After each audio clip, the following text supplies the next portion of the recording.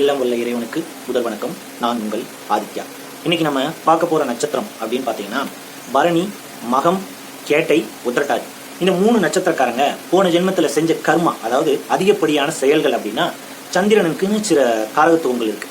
அந்த வேலைகளையும் அந்த உறவுகள்கிட்டையும் அதிகமாக அட்டாச்மெண்ட் ஆகி கர்மாவை உருவாக்கி உயிரை விட்டுருப்பாங்க. ஸோ அதோட தொடர்ச்சியாக இந்த ஜென்மத்திலையும் அதே மாதிரியான கர்மாக்களை செய்யறதுக்கு அவங்களுக்கு ஒரு வாய்ப்பு இந்த பிறவி கிடைச்சிருக்கு.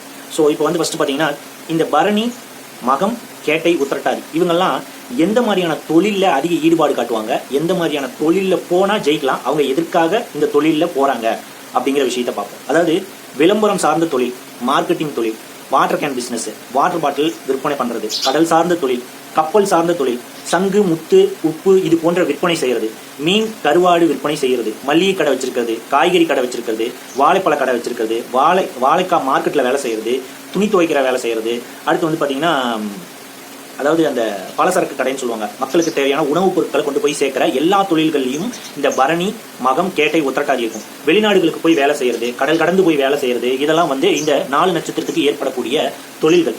பயணம் செய்து கொண்டே இருக்கிறது, பயணிச்சுக்கிட்டே சில வேலைகள் இருக்குல்ல, அந்த வேலையில இந்த 4 நட்சத்திரக்காரங்க செய்வாங்க. அப்புறம் கம்மங்கூழ் விற்கிறது, நெல் வியாபாரம் செய்யறது, அரிசி கடை வச்சிருக்கிறது, பால் வியாபாரம் செய்யறது, வெள்ளரிக்காய் வியாபாரம் செய்யறது, அடுத்து இந்த பூசணிக்காய், காளான், மீன் எண்ணெய் இது போன்ற வியாபாரங்கள் செய்யறது. மொத்தத்தில் வந்து பாத்தீங்கன்னா உணவு சம்பந்தப்பட்ட பொருட்களை வந்து தயாரிக்க சந்திரனே காரணமா இருக்காரு. இவங்களுக்கு இந்த பரணி, மகம், கேட்டை, உத்திரட்டாதி இவங்களுக்கு சந்திரன் தான் ஹீரோவாகவும் இருக்கிறாரு, சந்திரன் தான் வில்லனாகவும் இருக்கிறாரு. சந்திரங்கிற உறவு முறை, சந்திரங்கிற காரகத்துவம் தான் இவங்களை அடுத்த கட்டத்துக்கு கொண்டு போய் வைக்கவும் செய்யும், அப்படி இல்லாத பட்சத்தில் அவங்களை கீழே இறக்கி விடவும் செய்யும். உதாரணத்துக்கு ஜெயலலிதா அம்மா வந்து பார்த்தீங்கன்னா மக நட்சத்திரம், ஓகேங்களா? அந்த அம்மா வந்து பார்த்தீங்கன்னா அம்மையார் வந்து ஜெயலலிதா அம்மையார் வந்து அம்மா உணவகம், அம்மா தண்ணீர் பாட்டல் இதை பண்ணும்போது மிக பிரபலமானாங்க. அது ரொம்ப விற்பனைக்கு அதிகமாச்சு. ஸோ நான் என்ன சொல்லியிருக்கேன், பரணி, மகம், கேட்டை, உத்திரட்டாதி தண்ணி வைக்கிறது, உணவு சார்ந்த தொழிலில் கை வைப்பாங்க அப்படின்னு நான் சொன்னேன். அந்த அம்மா அந்த வேலையை செஞ்சாங்களா?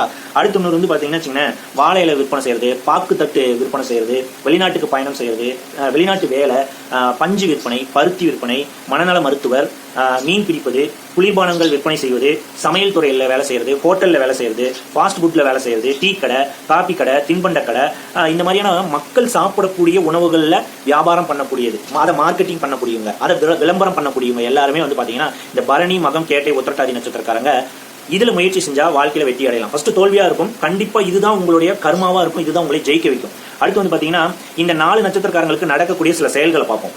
தாயை பிரிஞ்சு வாழ்றது, தாய் உயிருடன் இல்லாமல் இருக்கலாம், தாய்கிட்ட வளராம இருக்கிறது, இவர்களின் மீது தாய்க்கு ஒரு தனி பாசம் இருக்கும். இந்த 4 நட்சத்திரக்காரங்கள் மீது தாய்க்கு ஒரு தனி பாசம் இருக்கு, இல்ல தாய் மேல இவங்க ரொம்ப பாசம் வச்சிருப்பாங்க.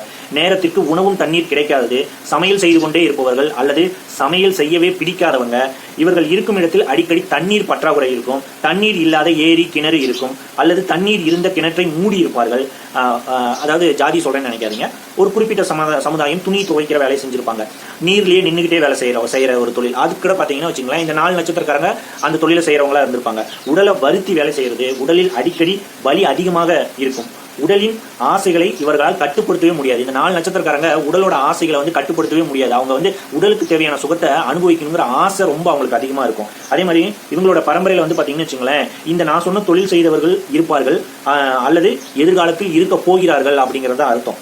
அதே மாதிரி வேறு மாநிலம், வெளிநாடு சென்றவர்கள் இருப்பார்கள், அல்லது இவர்கள் இந்த 4 நட்சத்திரக்காரங்க வெளிநாட்டுக்கு போயிட்டு வருவாங்க, வெளிநாட்டு வேலை தேடிட்டு வருவாங்க. அதே மாதிரி மனம் வந்து அதிகமா பாதிக்கப்பட்டவங்க இந்த 4 நட்சத்திரக்காரங்களா தான் இருப்பாங்க. மனோபலமே இருக்காது, ஆனா தனக்கு வந்து மனோபலம் இருக்கிறதா வெளியே காட்டிக்குவாங்க. அடுத்து வந்து பாத்தீங்கன்னு வச்சுங்களேன், இவர்கள் தாயிடம் அதிகமாக வளர்ந்து இருக்க மாட்டார்கள்.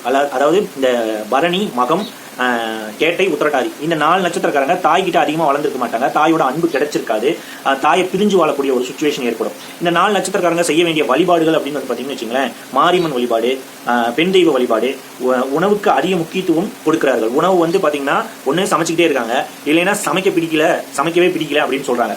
திருப்பதிக்கு அடிக்கடி செல்கிறார்கள், பெருமாள் வழிபாடு செய்கிறார்கள், சந்திர வழிபாடு, பௌர்ணமி வழிபாடு செய்யறாங்க, இடம் விட்டு இடம் மாறிக்கொண்டே இருப்பார்கள். அதாவது இவங்களால இந்த 4 நட்சத்திரக்காரங்களால 5 நிமிஷம் கூட ஒரு இடத்துல உட்காந்துருக்க முடியாது.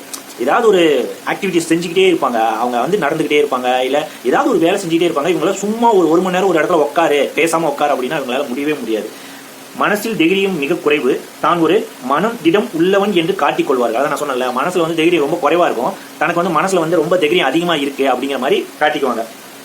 அடுத்தவர் உடலுக்கு பயன்படும் பொருட்களை வாங்கி தருகிறார்கள். அதாவது அடுத்தவங்க உடம்புல போடுற ட்ரெஸ், அடுத்தவங்க உடம்புல படுற மோதிரம், செயின், கிளிப்பு, கம்மல், இந்த மாதிரியான ஷூ, இந்த மாதிரியான அடுத்தவங்களுக்கு பயன்படுற உடம்புல ஒட்டி இருக்கக்கூடிய பொருட்களை இந்த 4 நட்சத்திரக்காரங்க அடுத்தவங்களுக்கு வாங்கி தருவாங்க. சாப்பிடக்கூடிய சாப்பாடு, தண்ணீர், இந்த மாதிரியான வேலைகள் செய்யும் போது இந்த 4 நட்சத்திரக்காரங்களுக்கு நிறைய பாசிட்டிவான விஷயங்கள் நடக்கும். இவங்க இந்த 4 நட்சத்திரக்காரங்க யாருக்கிட்ட அதிகமாக நெருங்கி பழகுவாங்க அப்படின்னு பார்த்தீங்கன்னா சீனிவாசன், பெருமாள், திருப்பதி, மாரியம்மா, கண்ணம்மா, அன்னபூர்ணம், சந்திரா, சந்திரமோகன், சோமன், நிலா, பன்னீர், ரோகிணி, ராணி, கோபாலகிருஷ்ணன், கோவிந்தன், கோவிந்தராஜ், அத்தாயி, பிச்சாயி, ராணி, இந்த மாதிரியான பேர் உள்ளவங்க கிட்ட வந்து பாத்தீங்கன்னா இந்த பரணி, மகம், கேட்டை, உத்திரட்டாதி நட்சத்திரக்காரங்க ரொம்ப நெருங்கி பழகுவாங்க.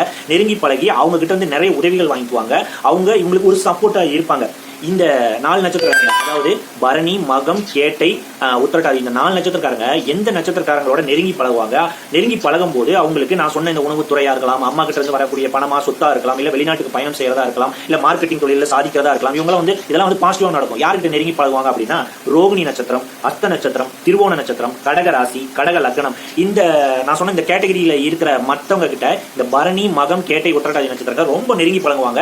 இந்த நட்சத்திர ராசி உள்ளவங்க தான் ரொம்ப க்ளோஸ் ஃப்ரெண்ட்ஸா கூட இருப்பாங்க. நான் முன்னாடி படிச்ச அந்த பேர் உள்ளவங்க கூட தான் க்ளோஸ் ஃப்ரெண்ட்ஸா இருப்பாங்க. அடுத்து வந்து பாத்தீங்கன்னா இவங்களுக்கு எதிர்காலத்தில் என்ன மாதிரியான நோய்கள் வரும்னா நீரிழிவு நோய், மனம் சார்ந்த நோய், மாதவிடாய் நோய், நீர் சத்து குறைவு, ஜலதோஷம், நுரையீரல் பாதிப்பு, அல்சரு, கர்ப்பப்பை ஆபரேஷன், இந்த மாதிரியான நோய்கள்லாம் இவங்களுக்கு எதிர்காலத்தில் வரும் இந்த 4 நட்சத்திரக்காரங்களுக்கு. இவங்க எந்த மாதிரியான பொருட்களை வந்து பக்கத்தில் வச்சுக்கிட்டா நிறைய உங்களுக்கு பாசிட்டிவ்ஸ் நடக்கும்னா நெல், பச்சரிசி, வெள்ளையள்ளி மலர், ஈயம், முட்டு, நீர்பிடிப்பான காய்கறிகள், தர்பூசணி, முலாம்பழம், கத்திரிக்காய், பூசணிக்காய், அகத்திக்கீரை, முட்டைக்கோசு, அத்திப்பழம், காளான், ஒயிட் ஷர்ட் போட்டுக்கிறாங்களா அவங்களாம் வந்து இந்த 4 நட்சத்திரக்காரங்க பரணி, மகம், கேட்டை, உத்திரட்டாதி ஒயிட் ஷர்ட் அடிக்கடி பயன்படுத்தலாம். அவங்க எலுமிச்சிக்கனி, வாத்து வளர்க்குறது, மீன் வளர்க்குறது, இந்த மாதிரியான ஆக்டிவிட்டிஸ்லாம் செஞ்சா உங்களுக்கு நிறைய பாசிட்டிவான விஷயங்கள் நடக்கும்.